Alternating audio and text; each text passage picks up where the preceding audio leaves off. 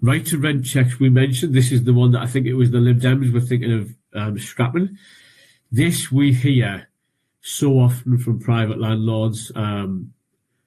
The story normally is they were working in their property, someone knocked at the door, they seemed so lovely, and they offered them the tenancy because they know they've always lived in the village, so they must have the right to rent. But actually, again, knowing someone is a UK citizen is absolutely not sufficient to prove right to rent.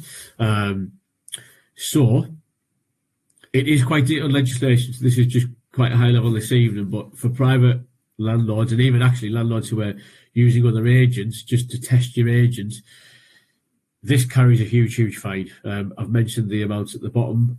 Significant fines if this is not dealt with appropriately, but all occupiers must demonstrate the right to rent in the UK. Original documents must be seen for all UK residents. There are share codes and online checks for EU residents that can be obtained. And then the old biometric resident permit cards are basically no longer acceptable. This is something we used to previously accept. And then some people, normally students, have this limited time to rent in the UK. Students is a good example because they may be here for a period of time and then their right to rent will expire. So I know in our system we have some tenants with us who have a time-limited right to rent in the UK. We log in our system the date that ends, and we have, a system to alert us before so that we can go back to that tenant to get the new paperwork that we need. Now, I'm not going to go too far with this evening because I could probably do a whole 30 minutes on the very detailed, intimate details of right to rent requirements because they are quite detailed, especially if the tenant isn't a UK resident. But I guess it's just to say, if you are a private landlord initiating your own tenancy, be very, very, very careful of this. It would require significant research, I think, just to make sure that you have the correct paperwork to demonstrate that occupier has the right to a tenancy in the UK. Likewise, if you have an agent, just test and check with them. The fines I've mentioned at the bottom, so it's up to 5k per lodger or 10k per occupier. And repeated offenders, now I think it'd be very foolish to repeat offend, but up to £20,000.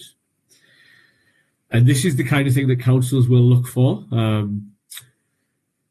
Ironically, I know we've had requests from Durham County Council recently where they will test some of our files and Durham will ask us for the paperwork to confirm we had right to rent evidence at the commencement of the tenancy. And very quirkily, I've recently remortgaged a property and the new lender would not let that remortgage complete until I could prove I had the right to rent paperwork from the beginning of the tenancy. So the requirements coming from all over now, but really want to be very careful of them, whether it's, if need be, whether it's AMRP, another agent, or there are even some online services where you can sort of pay as you go. I'm not quite sure how much they are, but there are services where you can pay for sort of a one-off check where they will conduct this for you. But I think definitely just be very, very careful because, again, huge fines.